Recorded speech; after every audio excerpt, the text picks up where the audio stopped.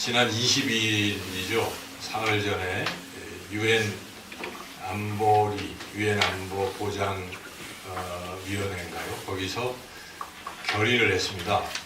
북한을 이제 제재하자.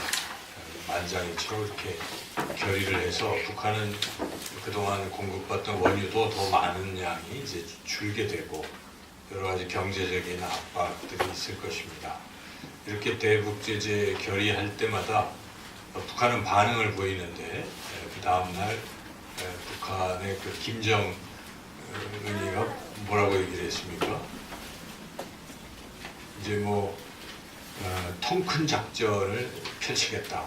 그 통 큰 작전이 무엇인지 모르지만 그것도 상당히 또 걱정이 되는 부분입니다. 그 전에 9월 달인가 이제 북한이 6차 핵 개발을 했을 때 또 대북 제재 결의를 했었죠 그때. 근데 그 사흘 뒤에 다시 그 미사일을 이렇게 중장거리 미사일을 또 발사했습니다. 그런 것들 생각해 보면 북한이 또 어떤 형태로든지 도발을 감행할 것으로 예상이 됩니다. 이런 상황에 미국은 다시 또 강경 모드로 돌아서는 것 같습니다. 그래서 미국의 국방장관이 말하기를 한반도에 먹구름이 몰려온다 이런 말을 했고, 그리고 우리나라에 있는 그 미군 이 가족들, 미국인들을 피신하는 계획을 이미 다 세워놨다 이런 것도 방송이 되고 있습니다.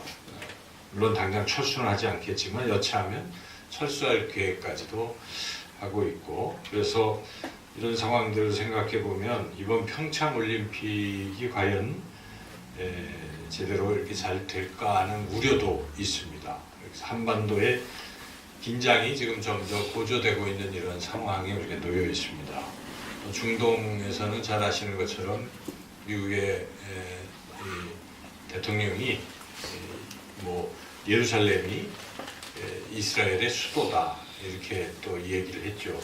그게 지금은 팔레스타인하고 서로 공용으로 쓰고 있는 그런 지역을 한쪽 손을 들어줬기 때문에 팔레스타인에 지금 큰 반발이 있고 또 이슬람권이 굉장히 또 이렇게 반발하고 있는 이제 그런 상황이라 여기저기 또 테러도 예상이 되고 또 중동의 화약고가 터질 수도 있는 이런 아주 긴박한 이런 상황 속에 우리가 놓여 있습니다. 지금 이런 상황에 우리에게 가장 필요한 것이 무엇이겠습니까? 한마디로 평화가 필요한 것입니다. 우리에게 가장 지금 필요한 것은 평화일 것입니다. 또 우리가 뉴스를 보면 사람들 간에 이런 특히 또 가족들 간에도 참 여러 가지 우리가 상상할 수 없는 그런 끔찍한 일들이 많이 일어나지 않습니까? 그 어린 5살 아기가 아직도 어떻게 됐는지 모를 정도로 또 그런 일들이 또 이 땅에 일어나고 있습니다. 가정이 깨지고 또 사람들 간의 다툼이 있고 이런 분쟁 속에 가장 필요한 것은 평화일 것입니다. 근데 이런 평화는 어떻게 주어지는 것인가? 평화는 강력한 힘, 어떤 군대 이런 거에 의해서도 일시적으로 평화가 주어질 수도 있습니다. 아주 힘센 사람이 꽉 누르면 어떻게 하고 있습니까? 조용하잖아요. 겉으로 볼 때 조용합니다. 한 나라도 독재자가 출현해서 그냥 데모 못하게 하고 꽉 누르면 어떻게 됩니까?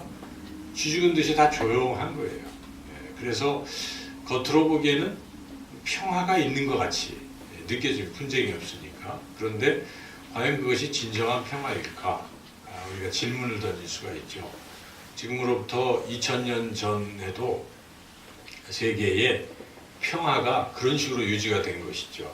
그래서 소위 팍스 로마나라는 말이 있습니다. 이것은 로마의 평화, 라틴어인데 팍스는 이제 피스라고 볼 수 있겠죠. 로마의 평화. 그러니까 로마의 힘에 의해서 세계의 평화가 유지된다.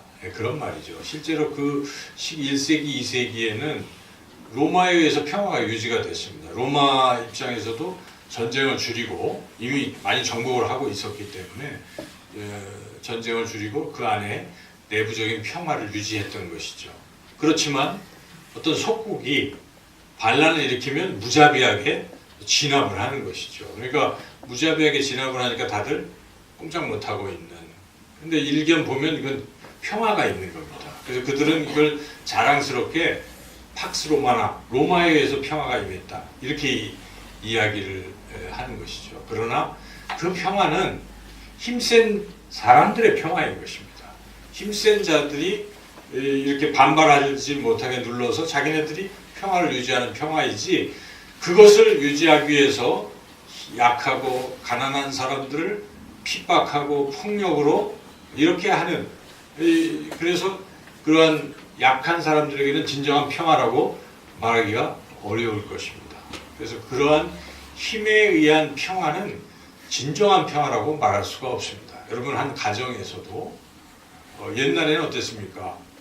가부장제니까 아버지가 왕입니다. 아버지가 말하는 게 법이에요. 그래서 아버지 말씀에 누가 토를 달아 하고 폭력을 행사하거나 번호로 딱 누르면 어떻게 됩니까? 조용하잖아요. 옛날부터 그런 가부장적 제도에서 어찌 보면 그러한 평화가 있었던 것인데, 그게 과연 진정한 평화인가? 요즘은 세대가 많이 바뀌어서 꼭 그렇게 해서 되지가 않아요, 집안이. 그렇지 않습니까, 여러분? 그래서 요즘은 각 집안마다 분쟁이 있는 겁니다. 옛날 방식이 안 되기 때문에. 그러므로 힘에 의해서 평화를 유지한다는 것은, 이것은 진정한 그런 평화를 유지할 수 있는 방법이 아니라 하는 것입니다. 진정한 평화는 오직 우리 예수님께서만 우리에게 주실 수 있는 그러한 것인 줄로 믿습니다. 우리 예수님은 이 땅에 오신 목적이 세 가지가 있습니다. 우리가 성탄절에 기뻐하는 이유도 되는데, 여러분, 예수님이 이 땅에 왜 오셨다고 생각하십니까? 그동안 신앙생활을 하신 분들이나 오늘 교회에 처음 나오셨거나 오늘 가끔 나오시는 분들, 예수님이 왜 오셨는가를 한번 생각해 보십시오. 예수님이 왜 이 땅에 오셨습니까? 우리 기도하셨지만 우리를 구원하시기 위해서 오신 것입니다. 그래서 예수님은 구주입니다. 오늘 성경 말씀에도 다윗의 동네에 오신, 뭐라고 얘기합니까? 그리스도라고, 그리스도 구주라고 그렇게 말씀하고 있지 않습니까? 오늘 본문에 11절에 나오고 있는데 11절 같이 한번 읽어보겠습니다. 오늘 다윗의 동네에 너희를 위하여 구주가 나셨으니 곧 그리스도 주시니라. 구주, 구세주, 세상을 구원하심. 예수라는 이름도 저들을 죄에서 구원할 자라는 뜻이죠. 그래서 예수님이 이 땅에 오신 것은 우리를 구원하시기 위해서 오신 것입니다. 죄에서 구원하시기 위해서. 그리고 이 죄의 결과인 죽음, 죽음에서 우리를 건지시기 위해서. 그리고 죄라는 것을 가지고 우리를 옥죄는 사탄의 권세에서 우리를 해방시키시기 위해서 우리 예수님께서 이 땅에 오신 것입니다. 그것을 아는 사람들, 그것을 믿는 사람들은 기쁜 것입니다. 내가 자유함을 얻고 해방이 되었고 구원을 받았고 이런 기쁨이 있기 때문에 성탄절이 기쁜 것이죠.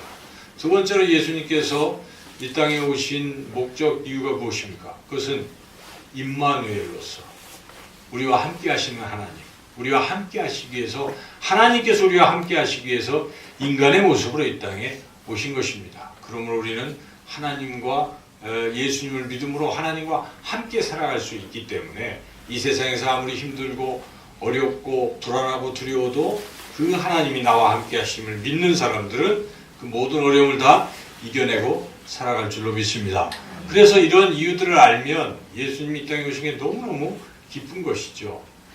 마지막 세 번째는 예수님께서 이 땅에 오신 것은 평화를 주러 이 땅에 오셨다는 사실입니다. 오늘 우리가 읽었던 이 하나님의 말씀이 그것을 우리에게 잘 깨닫게 해 줍니다. 이 말씀은 그런 것입니다. 천사들이 예수님이 태어나셨을 때 무슨 일을 했는가를 기록한 말씀입니다. 여기서 쭉 읽어보면, 그래서 밤이었습니다. 목자들은 이제 자기 양떼들을 이렇게 돌보고 있는데 그때 하늘에서 천사가 나타났습니다. 천사가 빛을 막 비춥니다. 그러면서 이 목자들에게 이야기를 합니다. 오늘 온 백성에게 미칠 기쁨의 좋은 소식이 임했다. 너에게 이것을 우리가 전한다 하면서 운을 뗍니다. 그 기쁜 소식은 예수님이 이 땅에 태어나신 것이죠. 그래서 11절에 보니까 바로 오늘 다윗의 동네에 너희를 위하여 구주가 나셨으니 곧 그리스도 주시니라. 예수님이 태어나셨다는 거예요. 이것이 정말 기쁜 소식이라고 천사들이 목자들에게 지금 말을 하고 있는 것이죠. 그리고 너희가 이제 강고에 쌓인 아기를 보면 그것이 확실한 표적이 될 것이다 하고, 그 다음에 천사들이 이제는 천군 천사, 더 많은 천사들이 하늘에서 찬양을 시작한 것입니다. 그 찬양의 내용이 오늘 본문의 14절에 이렇게 나오고 있습니다. 천사들은 무엇을 찬양했습니까? 두 가지를 찬양했는데 14절을 같이 한번 읽어보겠습니다. 지극히 높은 곳에서는 하나님께 영광이요 땅에서는 하나님이 기뻐하시는 사람들 중에 평화로다 하니라. 두 가지를 얘기하는 것입니다. 하나님께서는 예수님이 태어났다는 사실이 영광이라는 것입니다. 우리가 하나님께 영광을 돌리기 위해서 여러분 신앙생활 하지 않습니까? 하나님이 기뻐하시고 하는 이런 것이 영광인데, 하나님을 높이는 것인데, 예수님이 태어나신 것이 하나님께는 영광이에요. 왜냐하면 하나님이 예수님을 통해서 인류를 구원하시는 계획을 이루어 가시는 것이기 때문에 그 일을 예수님이 이루시기 위해서 이 땅에 태어나신 것이 예수님에게 큰 기쁨이, 하나님께는 기쁨이요 영광인 것이죠. 그리고 또 한 가지는 이 땅 사람들에게 뭔가를 주시기 위해서 예수님께서 태어나셨다는 것입니다. 그것이 무엇입니까? 하나님이 기뻐하시는 사람들 중에 뭐라고요? 평화. 그렇구나. 예수님이 태어나신 것은 우리에게 무엇을 주시기 위해서 오신 것입니까? 평화를 주러 오신 것입니다. 평화. 제가 아까 서두에 말씀드렸던 우리에게 필요한 이 평화를 바로 예수님께서 우리에게 주시기 위해서 이 땅에 오신 것입니다. 근데 우리가 예수님이 주시는 평화의 내용이 무엇인지를 좀 잘 알아야 정말 마음이 기쁜 것입니다. 은혜가 되는 것입니다. 그래서 예수님 오신 걸 기뻐하고 예수님께 감사하고 찬양할 수 있는 것인데, 예수님이 주는 평화는 세상이 주는 평화와 다릅니다. 예수님 주는 평화는 오늘 성경에 그대로 드러나 있지는 않지만 성경 전체적으로 볼 때에 크게 세 가지를 말씀하고 있습니다. 예수님께서 우리에게 주시는 그 진정한 평화, 첫째는 하나님과 우리 사이에 평화를 주신다는 것입니다. 언제 우리가 하나님과 관계가 깨졌습니까? 여러분, 하나님과의 사이가 좋습니까? 나쁩니까? 안 좋으신 분 한번 손 들어보시죠. 여기 오신 분들은 좋으신 분들인데, 그런데 원래 인류는 죄를 범하고 나서 그 죄 때문에 하나님과 원수가 되었다는 사실입니다. 죄를 져서 아담은 어떻게 됐습니까? 에덴 동산에서 쫓겨났어요. 하나님과 함께 할 수가 없었던 것이죠. 죄로 말미암아 우리가 하나님과 원수가 되었다. 불순종으로 말미암아 원수가 되었다라고 성경은 그렇게 기록하고 있습니다. 그래서 로마서 5장 10절에 이렇게 시작합니다. 곧 우리가 원수 되었을 때에, 우리가 원수가 되었다는 것입니다. 그래서 하나님과의 화평이 깨져 있다는 것입니다. 하나님 앞에 나아갈 수가 없는 것입니다. 우리가 원수끼리 서로 사깁니까? 사귈 수가 없어요. 그래서 우리가 하나님 앞에 나아갈 수가 없는 이런 상태입니다. 그 상태가 얼마나 참혹한 상태이겠습니까? 하나님이 내게 안 계시고 하나님이 없으면 하나님의 나라에 들어갈 수가 없는 사람입니다. 그저 영원한 지옥에서 형벌을 받을 수밖에 없는 그런 존재일 것입니다. 그런데 하나님께서 우리를 사랑하셔서 그 원수된 것을 벗게 하시려고 그 아들 예수 그리스도를 이 땅에 보내신 것입니다. 그래서 예수님께서 십자가에서 화목제물로 드리신 것입니다. 그 화목제물의 의미는 무엇입니까? 화목해 하는 제물이에요. 하나님과 우리 사이를 화목하게, 원수되었던 그것을 없애시고 화목하게 하시기 위해서 우리 예수님께서 화목제물이 되셔서 그 예수님을 믿는 사람들은 다 하나님과 화목할 수가 있다는 것입니다. 제가 로마서 5장 10절 말씀을 전체를 다 읽어드리면 이렇습니다. 곧 우리가 원수 되었을 때에 그의 아들의 죽으심으로 말미암아 하나님과 화목하게 되었은즉 화목하게 된 자로서는 더욱 그의 살아나심으로 말미암아 구원을 받을 것이니라. 그와 같이 예수님께서 이 땅에 오셔서 십자가의 죽으심으로 화목제물이 되셔서 우리가 하나님과 화목하게 된 줄로 믿습니다. 그래서 우리는 이제는 예수님 믿는 사람은 다 하나님과 화목하게 되었습니다. 그렇다면 어떻게 해야 되겠습니까? 그 화목함을 누리면서 살라는 것입니다. 화목하게 되었는데도 하나님과 그 화목을 누리지 못하고 살아간다면 그것은 참으로 어리석은 삶일 것입니다. 그래서 우리가 하나님과 이제 화목을 누리며 살아야 할 텐데 어떻게 하면 하나님과 화목을 누릴 수 있는가? 여러분, 우리는 이미 하나님과 화목하게 되었는데도 하나님과 화목을 누리지 못하고 살아가는 사람도 있다는 것입니다. 이게 다 주어졌는데요. 여러분이 그 하나님과 화목함을 지금 누리며 즐기며 그렇게 살아가고 계십니까? 하나님이 여러분 안에 계시고 여러분이 하나님 안에 계시고 하나님이 주시는 놀라운 은혜와 축복으로 늘 기뻐하며 평안하게 살아가고 계십니까? 근데 그것을 누리지 못하는 그리스도인들도 있다는 것입니다. 어떻게 화평을 누릴 수 있겠습니까? 그 길은 하나님 앞에 나아가서 은혜를 받는 겁니다. 받는 거예요. 그게 화목을 누리는 길이라는 것입니다. 히브리서 4장 16절에 이렇게 말씀하십니다. 그러므로 우리는 긍휼하심을 받고 때를 따라 돕는 은혜를 얻기 위하여 은혜의 보좌 앞에 담대히 나아갈 것이니라. 하나님께서 우리와 화목하게 되셨기 때문에 예수 그리스도를 통해서 우리를 화목하게 만들어 주셨기 때문에 우리는 누구라도 예수님 믿는 사람들은 그 하나님 앞에 나아갈 수 있는 그런 권한, 길이 열려 있다는 것입니다. 그래서 어찌하든지 하나님 앞에 여러분 담대히 나아가시기를 축원합니다. 비록 내 상태가 죄로 인해서 또 여러 가지 일로 인해서 하나님 앞에 나아가기가 좀 어렵다고 느낄지라도 내가 예수 그리스도 믿음으로 보혈을 통해서 하나님과 나 사이에 막힌 장벽이 제거됐고 원수된 것이 사라졌기 때문에 은혜로 우리가 담대히 나아갈 수 있는 것입니다. 그렇게 하나님 앞에 담대히 나아가는 사람들에게는 하나님께서 은혜를 베풀어 주신다는 것입니다. 우리는 긍휼하심을 얻고 때를 따라 돕는 은혜를 얻기 위하여 은혜의 보좌 앞에 담대히 나아갈 것이냐. 은혜를 얻기 위하여 나아가는 것입니다. 여러분, 하나님은 얼마나 좋으십니까? 하나님은 뭐든지 우리에게 주시기를 원하십니다. 여러분들이 하나님 앞에 나아가기만 하면 하나님은 하나님이 가지신 그 놀라운 것들을 우리에게 부어 주실 줄로 믿습니다. 우리가 그것을 누리지 못하는 것은 은혜를 구하지 않기 때문이요. 하나님 앞에 나아가지 않기 때문에 그렇습니다. 그래서 이제는 하나님과 화목하게 되셨기에 여러분 하나님 앞에 날마다 나아가시고 하나님께 기도하셔서 하나님께서 예비하신 풍성한 은혜를 받아 누리시기를 축원합니다. 두 번째로 우리 예수님께서 우리에게 주시는 그 평화는 우리끼리의 평화라는 것입니다. 우리끼리의 평화라는 것이죠. 우리는 사람은 태어날 때부터 그 아담의 원죄를 받고 태어났기 때문에 본성적으로 상당히 이렇게 이기적인 그런 존재라는 것입니다. 그래서 피를 나는 형제들끼리도 보면은 서로 사이좋게 살기 힘들어요. 그러니까 그렇죠 여러분?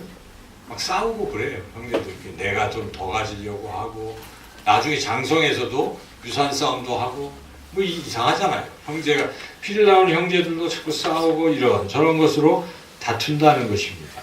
그런데 예수님께서 이 땅에 오셔서 그 다툼을 멈추게 하신다는 것입니다. 사람과 사람 사이에 막힌 담을 허물어 주셨다는 것입니다. 십자가로 그 막힌 담을 허물어 주셨다는 것입니다. 그래서 사도 바울은 에베소서 2장 14절부터 16절까지 그것을 우리에게 잘 설명해 주고 있습니다. 제가 읽어보겠습니다. 그는 우리의 화평이신지라 둘로 하나를 만드사 원수된 것 곧 중간에 막힌 담을 자기 육체로 허시고 법조문으로 된 계명의 율법을 폐하셨으니 이는 이 둘로 자기 안에서 한 새 사람을 지어 화평하게 하시고 또 십자가로 이 둘을 한 몸으로 하나님과 화목하게 하여 하심이라. 원수된 것을 십자가로 소멸하시고. 좀 길고 어려운 말씀인데 그 내용을 한마디로 요약한다면 사람 사이에 막힌 담을 예수님께서 십자가로 허무시고 연결해 주셨다. 그런 말씀입니다. 그래서 우리는 사람과 사람 사이의 다툼, 분쟁은 예수님의 십자가로 종식될 수 있다 하는 것입니다. 여러분 이것을 믿으십니까? 십자가의 능력을 믿으십니까? 이 사실 우리가 믿고 나가면 어떤 사람은 내가 원수가 돼 있었어요. 그런데 예수님의 십자가 때문에 원수가 또 친구로 변하게 되잖아요. 우리 삶에서 그런 것을 느끼게 됩니다. 구체적으로 여러분이 십자가의 은혜를 한번 이렇게 체험하시면 십자가의 은혜 가운데 특별히 용서하심을 체험하시면 어떻게 됩니까?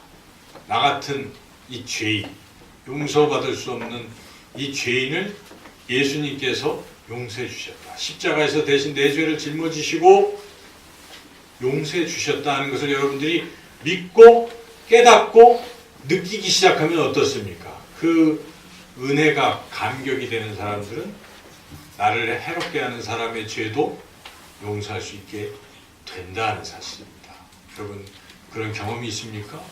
도저히 용서할 수 없던 사람도 주님의 십자가의 그 사랑과 은혜, 주님의 용서하심에 감격해서 또 그 사람을 내가 용서해 주는 그러한 경험들이 있을 것입니다. 그냥은 용서할 수 없지만 예수님의 십자가 그 용서를 깊이 생각하면 용서할 수 있다는 것입니다. 또한 다른 사람들을 위해서 여러분 희생할 수 있겠습니까? 쉽지 않잖아요. 우리가 사람 살 때는 항상 이기적인 것이기 때문에 다른 사람이 날 위해서 좀 손해 봐줬으면, 나를 위해서 좀 희생해 줬으면, 부부끼리도 그렇지 않습니까? 좀 더 나를 사랑해 줬으면, 이렇게 생각하고 살아가다 보니까 서로 맨날 다투는 것이죠. 내가 더 희생하고 내가 좀 섬겨줘야지 하는 마음이 잘 안 드는 거예요. 그런데 여러분 그런 상황 속에서 예수님께서 자신의 몸을 우리에게 희생해 주셨다. 이것을 깊이 생각하고 은혜를 깨달으면 다른 사람들을 우리가 위해서 내 자신을 양보하고 또 희생할 수 있게 된다는 것입니다. 이것이 십자가의 원리인 것입니다. 그래서 분쟁이 있는 곳에, 미움이 있는 곳에, 다툼이 있는 곳에 평화가 임하는 것은 바로 예수 그리스도의 십자가를 믿는 사람들, 그들이 그 십자가의 은혜를 경험하고 그것을 자기 십자가를 지고 삶으로 실천할 수 있을 때 그러한 진정한 평화가 임하게 되는 줄로 믿습니다. 개인 간의 그런 분쟁도 십자가를 통해서, 또 국가 간의 분쟁도 어찌 보면 이 십자가를 통해서 분쟁이 해결될 수 있다 하는 것입니다. 우리가 미국이 지금은 좀 저렇게 이상하게 막 나가도 그 과거의 미국은 그렇지 않았잖아요.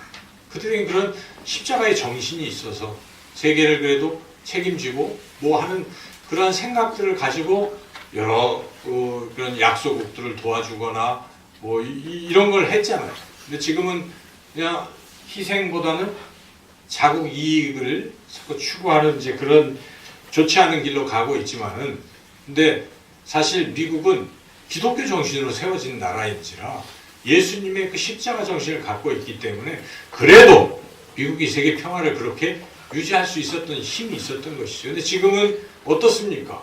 미국이 오히려 중동에 또 한반도에 뭐 곳곳에 그런 분쟁을 야기시킬 수도 있다는 것입니다. 십자가의 정신이 사라지게 되면 그럴 수 있습니다. 우리 삶에서도 여러분 그 정신이 사라지면 다시 분쟁과 또 전쟁이 끊임없이 일어나게 된다 하는 것입니다.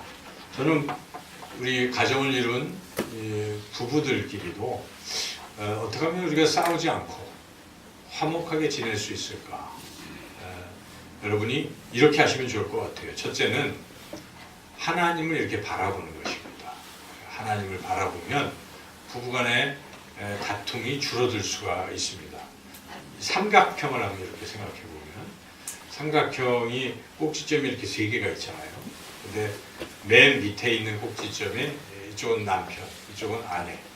맨 위에는 하나님 이렇게 생각하시면 여러분이 둘이서 서로 뭐 가까워지려고 해도 잘 가까워지기 어렵고 서로 뭐 잘 안 됩니다. 그런데 각자가 맨 위에 있는 하나님을 바라보고 나아가면 어떻게 될까요? 점점 가까워질 수 있다는 것입니다. 그게 신앙의 좋은 원리인 것 같아요. 그래서 여러분들이 하나님을 잘 경외하고 믿고 하나님과 화목하게 그렇게 살아가다 보면 부부간에도 화목해질 수 있다는 것입니다. 그리고 또한 예수님께서 십자가로 우리를 용서하시고 희생하신 그 은혜를 자꾸 생각하면서 아내를 또 남편을 용서하시고 또 섬기시고 이렇게 희생하시면 화목한 가정을 이루어갈 줄로 믿습니다. 세 번째로 우리 예수님께서 우리에게 주시는 평화는 자기와의 평화인 것입니다. 하나님과의 평화, 또 다른 사람들과의 평화, 자기 자신과의 평화. 내 자신은 나 하나뿐인데, 근데 여러분 사람이 또 내면에 그런 게 있어요, 그죠? 자기 자신. 그래서 내면이 서로 일치가 안 되면 이게 좀 정신이 이상해지거나 또는 어떻습니까? 불안해지고 염려가 많아지고 하는 것입니다. 근데 자기와의 평화를 유지하는 사람들은 내적인 평안이 있기 때문에 마음이 이렇게 불안하지 않게 된다는 것입니다. 예수님은 바로 그러한 우리의 내적 평안을 주시기 위해서 이 땅에 오셨습니다. 예수님께서 제자들에게 이렇게 말씀하십니다. 이것을 너희에게 이르는 것은 너희로 내 안에서 평안을 누리게 하려 함이라. 세상에서는 너희가 환난을 당하나 담대하라. 내가 세상을 이기었노라. 세상이 때로는 나에게 환난을 주고 또 이로 인해서 내가 마음이 불안하고 염려가 생기고 근심이 생기고 참으로 좌절이 되고 절망이 될지라도 주님을 믿고 주님 안에 거하면 놀랍게도 우리의 마음이 평안해지는 것입니다. 여러분 예수님을 믿으면 모든 문제가 꼭 해결되는 건 아니에요. 세상이 말하는 대로 돈을 많이 벌고 또 뭐 건강하고 그런 건 꼭 아니에요. 예수님 믿으면 뭐가 좋습니까? 내가 돈을 좀 못 벌어도 몸이 좀 아파도 견딜 수 있는 힘이 생기는 것입니다. 세상 사람들 없으면 그것 때문에 없으면 불안하고 초조하고 못 살 것 같은데 예수님 믿는 사람들은 없어도 어떻습니까? 평안하지 않습니까? 여러분 그렇습니까? 아멘이 좋고요. 없어도 평안할 수 있겠습니까? 사도 바울은요, 내가 가난할 때도, 부할 때도, 내가 있을 때도, 없을 때도 나는 내게 능력 주신 자 안에서 내가 모든 것을 할 수 있는다. 내가 가난에 처하는 것도 또 부하는 것에서 견딜 수 있는 일체의 비결을 배웠노라고 그렇게 선언하지 않습니까? 그것이 신앙의 꽃인 것이죠. 그건 누가 주시는 것입니까? 내가 그렇게 하자고 되는 것이 아닙니다. 놀랍게도 예수님 안에 거하면 그 평안이 임하는 것입니다. 담대해질 수가 있어요. 어떤 상황에서도 그러한 평안을 우리가 얻을 수 있습니다. 여러분 이 평안을 계속해서 얻으시려면 주님께 여러분들의 짐을 맡기시기를 축원합니다. 수고하고 무거운 짐진 자들아 다 내게로 오라. 내가 너희를 쉬게 하리라. 약속하십니다. 우리가 주님께 맡기는 거예요. 내 염려를 주께 맡기라. 그가 돌보시리라고 말씀하십니다. 여러분 그냥 맡기시면 놀랍게도 내 마음에 평안이 물밀듯 밀려온다 하는 것입니다. 이렇게 우리 예수님께서는 하나님과 우리 사이를 화목하게 하시기 위해서 또한 사람들끼리의 이 다툼, 가정의 불화, 국가 간의 분쟁을 종식시키기 위해서 십자가에서 죽으셨고 그리고 우리 안에 놀라운 그 평안을 부어 주시기 위해서 이 땅에 오신 줄로 믿습니다. 그래서 우리가 성탄절이 깊은 것입니다. 여러분 평화를 주러 오신 이 예수님을 깊이 생각하시고 그 평화를 누리시고 이웃들에게 평화를 전하시고 또 분쟁이 있는 곳에 여러분들이 나서셔서 희생과 또 섬김 등을 통해서 화평케 하는 그러한 삶을 살아가시기를 주님의 이름으로 축원합니다. 하나님